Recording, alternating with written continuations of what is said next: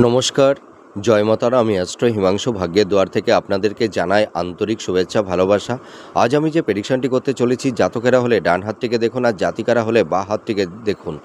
যদি কোনো জাতক জাতিকাদের হাতের বৃহস্পতির ক্ষেত্রে এই ধরনের যদি স্বস্তিক চিহ্ন থাকে, এই চিহ্নটি 50% মানুষের হাতে দেখা যায়, আর 50% মানুষের হাতে দেখা যায় না।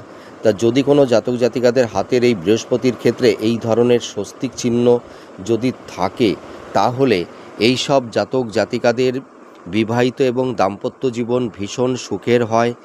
এই সব জাতক জাতিকাদের বিবাহের ক্ষেত্রে কোনো ধরনের বাধা বিপত্তি তৈরি হয় না। এদের দাম্পত্য জীবন খুব সুখের হয় এবং এদের সাংসারিক জীবনে এদের মানে একটা শান্তি নেমে আসে।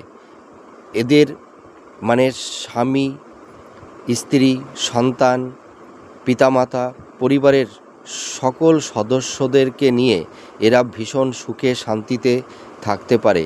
তাছাড়া এই সব জাতক জাতিকারা ভীষণ ধার্মিক হয় এবং আধ্যাত্মিক হয়ে থাকে। এদের ঈশ্বরের প্রতি একটা অগাধ ভক্তি এদের দেখতে পাওয়া যায়।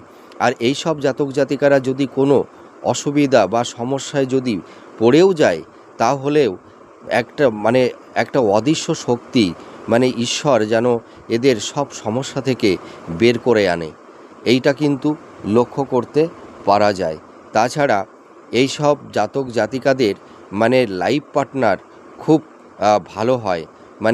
স্বামী স্ত্রীর মধ্যে একটা বোঝাপড়া খুব সুন্দর হয়। এদের মধ্যে একটা বন্ডিংটা, আমি একটা কথা বলতে পারি যে একটা মেন্টাল স্যাটিসফ্যাকশান এদের মধ্যে থাকে। এদের বন্ডিংটা খুব ভালো হয়।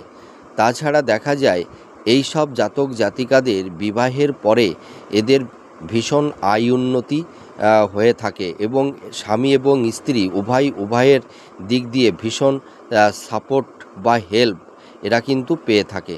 আপনারা মিলিয়ে দেখুন এই প্রেডিকশানটি কতটা ম্যাচ করছে। নমস্কার, জয় মাতারা।